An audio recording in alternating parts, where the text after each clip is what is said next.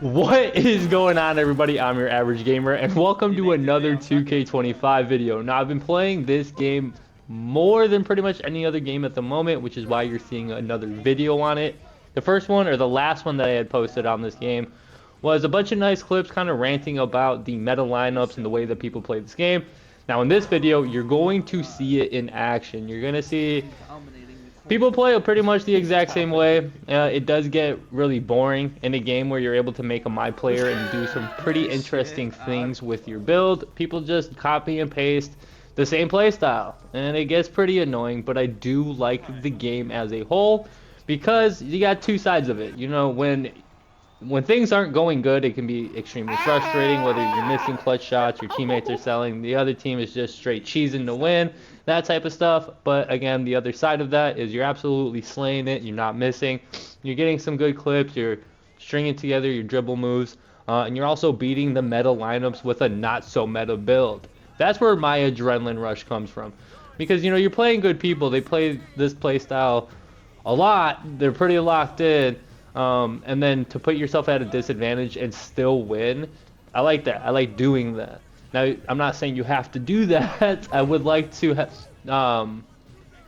find another player that I could play with that can really lock down the L2 cheese. I can do a pretty decent job, but depending on who I'm playing with, I can only do so much. You know, I'm not going to grab a rebound consistently over the 7'3" guards, nor am I keeping up with the 6', 99 speed running point guard. So it's a lot of give and take, but that's the one thing I like about my build is you can do a little bit of everything.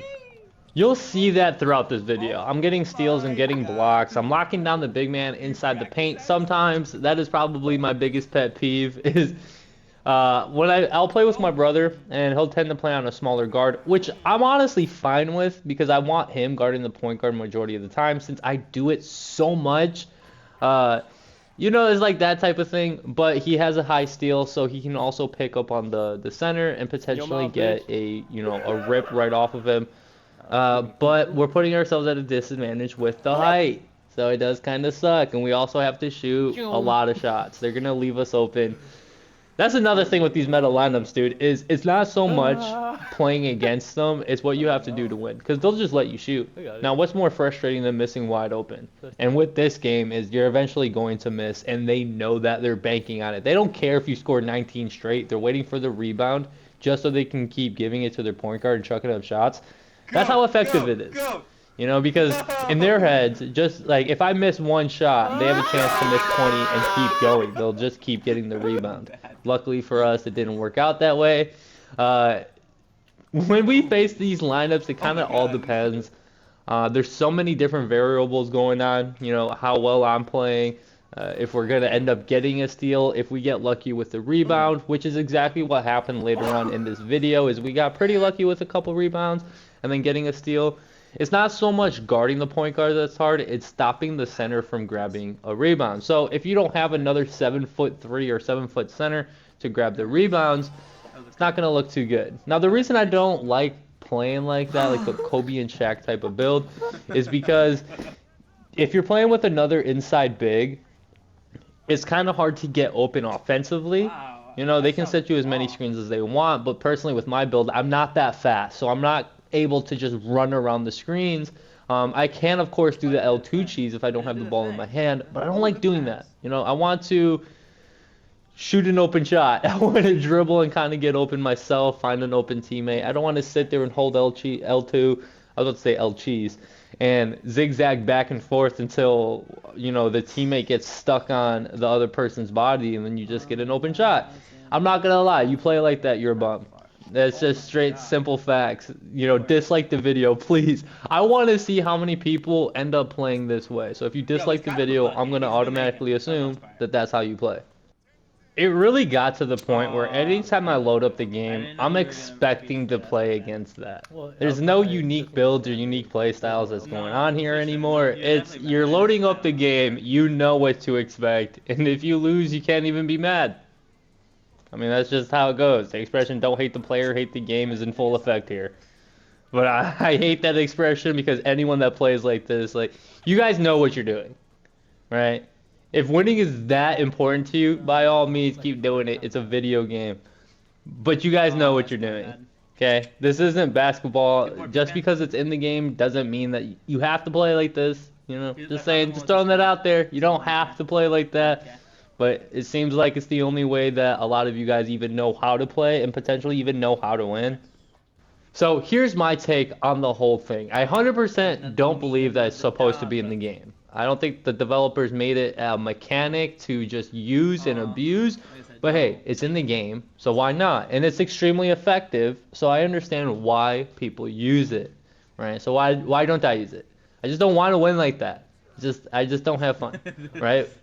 You can make the same argument about ISOing and setting screens technically, because they both can be extremely effective play styles. But that's basketball, you know? Uh, you're not backing down somebody at the 3-point line and grabbing the smallest guard, clipping him on your body just to get your teammate open. That's just not happening. And then doing it for the full 24-second shot clock, that's crazy to me. You know, I can't even think of a way to potentially stop it. All I know is it's extremely boring, and that 90% of the people in this game, if they're even considered good, are going to play like that. It tends to be like an ISO playmaker, right? Some sort of version of that, or a two-way sharpshooter with a 99 interior menace, or some variation of that. Of course, like depending on your attributes and badges, your name will change, but that's kind of universally the same builds. Now, to be fair, majority of the time that you will see the meta lineup is on the twos, which is why I really cater to the threes. I love the twos. I think it's a lot more casual majority of the time, especially even when you do get the sweaty lineups because it's just you and your teammate. You don't have to worry about your third. But the reason I really love the threes is because there's less room on the floor, but still enough to be able to put in some work. Whereas if you're playing a rec game and listen, the only time I play rec is if I have a couple of people and then we're filling with randoms, or I'm just completely playing with randoms. And that goes one of two ways every time. It's either gonna go good or it's probably gonna go bad.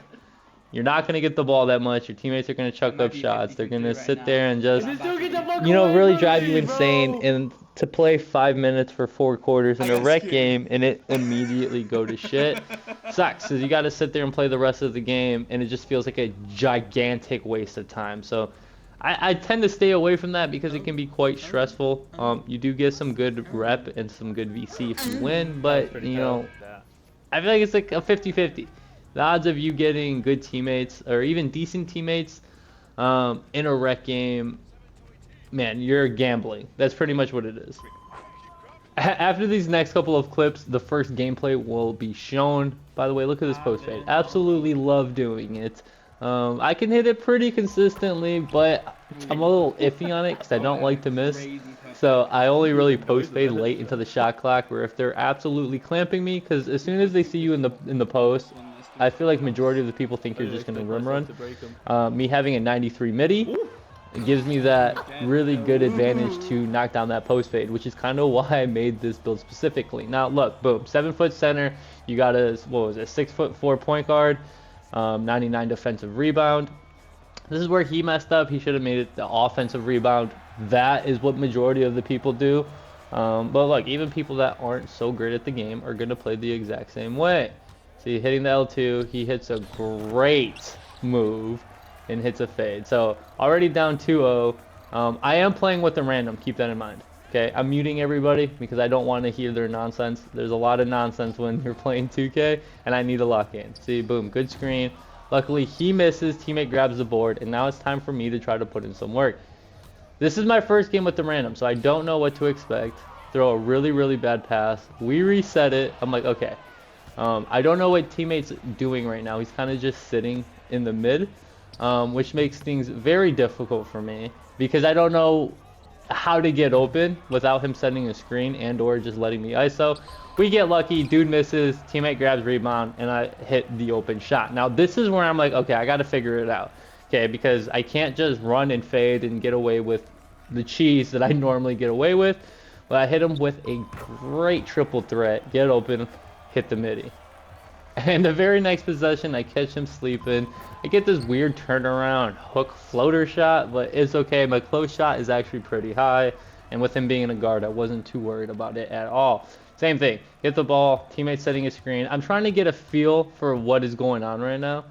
And boom, right? Take a great dunk. The people in the paint stand there majority of the time to look intimidating. They're going to bait you, which is exactly why I went up with it. I have a great dunk, so, I rely on that. Great screen, hit the step back, boom, just like that. We're up 12-2. Still a long game, though. With it being make it, take it, a miss, and the game could be over. They could just absolutely strap in and then not miss for the rest of the game. That little crossover you just seen, where I push it against across my body, one of the best animations I had found. I have so many different animations that I had bought, experimenting with them. And I still have some that I really want to mess around with, but I'm not entirely sure. Right here, I get a little crowded. I'm kind of confused. You hit the post fade. See, didn't work out in my favor. Post fade is one of those, for me, it's like a bailout shot. I'm not going to use it as a go-to every single shot, but if things are getting kind of hectic, it's nice to have in the bag, especially since people aren't expecting you to do it or hit it. So they're gonna leave you open at least once or twice. You want those points. Here, running late in the shot clock, I'm forced to throw it up. I'm just the best. I don't know what to say. I know that dude's mad. I'd be pissed. So to finish up this first game, I hit a deep three. They pretty much give up at this point, so I'm just going to run and do a dribble pull-up. Now, this first game wasn't to show you how competitive all these games are. It was trying to show you that even the people that aren't so good at the game still play the exact same way. Right? So now imagine playing that type of play style against people that really know what they're doing. You'll see that here in a minute. It's kind of hard to showcase sometimes how frustrating the game can be. Because, it's either I'm getting blown out 21-0 with the point guard shooting like 7 for 20 and the big man getting 14 rebounds. But I'm not going to show those types of gameplays because, that's boring. Okay? Like, this dude's literally running around the court just throwing it up. And then the big man's getting it, passing it right back out every single time. I know me describing it, you guys have an image in your head of exactly what I'm talking about. So that other 2v2 gameplay is going to start at around 14 minutes. This is just part gameplay, which I've rarely played this year. I've kind of stuck to Proving Grounds because you get consecutive games, especially when you start off in this game and you're not fancy gold or purple. People aren't going to want to play with you, right? You can hop on the no squad court, but you're going to get probably the worst teammates you've ever seen. So that's where I'm at right now. I'm on the no squads court. This is probably my favorite court in the game because you get very consecutive games.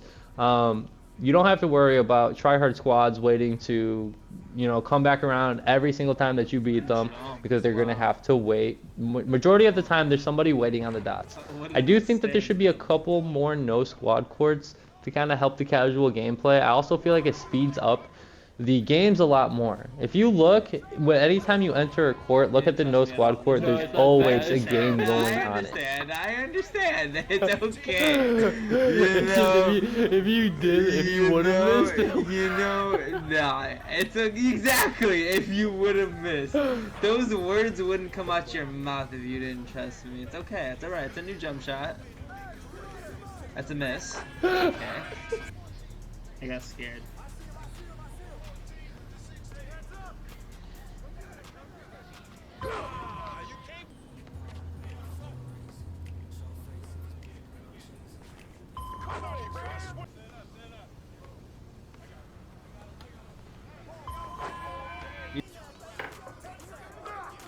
Oh my god. Yeah. Oh, you asshole.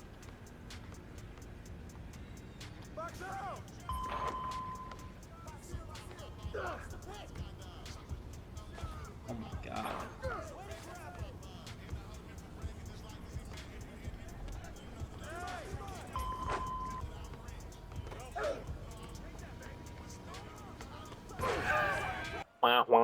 Oh my god, we lost. You could tell immediately by my horrible mic quality. My headset had died, so I was talking through my controller while it was charging. But look, again, 99 offensive rebound. And then the other dude has a 99 speed with a 99 three-pointer. And this is pretty much what we're going to run into every single time. So compared to the first game, these guys were playing the exact same way, but weren't really great at doing it. These guys, on the other hand, know exactly what's going on. They've played this way pretty much, I would assume, every single game, right? Because you could just tell. Here, look, see, the big man just letting me shoot. Get used to that too. They're going to do that so much. But here we go. You know, playing defense, he gets it back. He doesn't shoot it for some reason. I'm going to try to contest him. Again, teammate can't get the rebound. Rinse, repeat. This is how it goes, okay? At least they're not L2 cheat. Yeah. So, I mean, that's going to happen every single time. Thank God that this point guard sucks. Okay, here's the lucky rebound that I was talking about way earlier. So now we got the board. I can't miss again. Okay, if I miss, I put myself in a really shit spot of probably losing 22 to 2 or whatever the score was at the time. Teammate ends up missing. That's another thing you're going to have to get used to. Both of you guys aren't going to play perfect, but the high steal allows him to get it right back. That's kind of what we rely on is the steals. If you're going to L2 and bump into us, we're going to spam you. Okay, you're putting the ball directly in our face, we're going to spam you. We don't tend to spam normally when we play defense. We play straight up defense. But, okay, listen, I'm spamming square if you put your body into me. I tried to hit a go-to shot, which was pretty stupid, really risky, would have paid off. Anyways, they panic pass, I get the steal. I have two-way open in the corner, easy three. Teammate hits the quick They gave up. cut, and see, like, they just give up their dashboarding. Affect their record. Oh, that's so weird. Anyway, after having consecutive games of that, we decided to go back to the threes, where it's still me and my brother, so we're playing with some random, and as you can see, right now the score is 15 to 12. Next thing you know, it's 20 to 14. So we find ourselves down pretty bad. Okay, we kind of are accepting the loss. In the back of our minds, we know we can win because the other team wasn't that great. We just weren't playing really good. We weren't playing perfect. I feel like in this game, if I bring this up all the time, if I don't shoot perfect or damn near flawless, we're probably going to lose. So that's really frustrating. Okay. Right here, get a contested three. I get the rebound. It's 20 to 17. I'm running up the floor. Take an open three-pointer, boom, just like that. It's 20 to 20. See, now we're kind of laughing and giggling because we're like, oh my God, like, we actually can win. At first, it was kind of a joke, like, hey, we might be able to win. They're not that good. Boom, get a nice bump steal. I press it up the floor, and boom, just like that, the game is over. Anyway, I hope you guys enjoyed. Like, comment, sub would, of course, mean the world. As always, I love y'all. Hope you guys have a great day. Peace. Game.